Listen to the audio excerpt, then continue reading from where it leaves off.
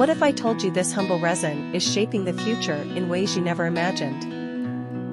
Damar gum is a natural resin harvested from trees in Southeast Asia, particularly Indonesia, which is one of the largest producers. Traditionally, it's been used in varnishes, adhesives, and incense.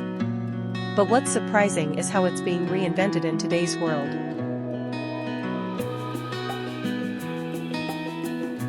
Today we're uncovering the hidden potential of this natural resin that's transforming art, sustainability, and innovation. Did you know Damar gum has been a staple in art for centuries? But today, it's not just for preserving paintings, it's creating new ones.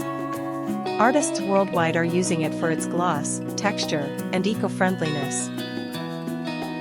In a world increasingly concerned about sustainability, Damar gum stands out as an eco-friendly hero. It's being used as a natural adhesive, a biodegradable coating for paper and packaging, and even in food-grade products. In a world shifting to sustainability, Damar gum stands out as a natural adhesive and biodegradable coating, offering greener alternatives to harmful synthetics. From advanced coatings in electronics to non-toxic varnishes in furniture, Damar gum is shaping industries you'd never expect.